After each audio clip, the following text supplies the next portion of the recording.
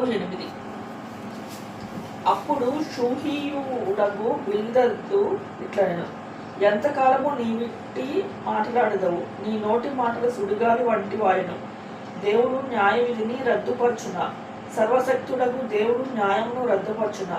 నీ కుమారులు ఆయన దృష్టి ఎదుట పాపం చేసిరేమో, కావుననే వారు చేసిన తిరుగుబాటును బట్టి ఆయన వారిని అప్పగించేనేమో.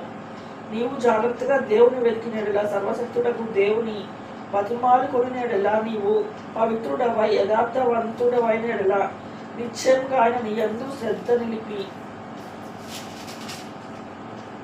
నీ నీతికి తగినట్లుగా నీ నివాస స్థలంను వర్ధిల్ల చేయను.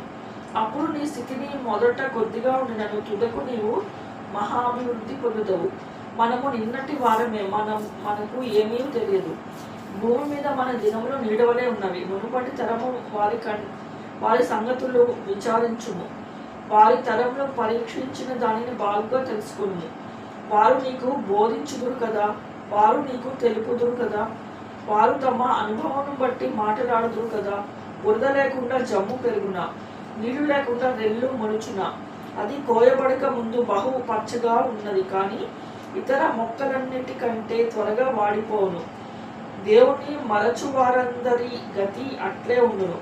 భక్తిహీనుని ఆశ నిరర్థకమగును, అతని ఆశ భంగమగును. అతడు ఆశ్రయించున్నది సాలె పొరుగు పట్టే.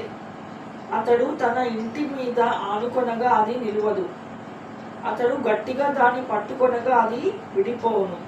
ఎండకు అతడు పచ్చి పట్టి బలియును. అతని తీగలు అతని తోట మీద అల్లుకొను.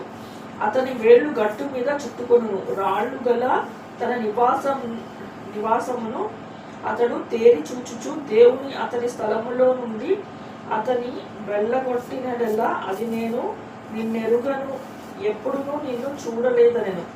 అదే అతని సంతోషకరమైన గతి అంతము. అతడున్న ధూళి నుండి ఇతరులు పుట్టెదరు.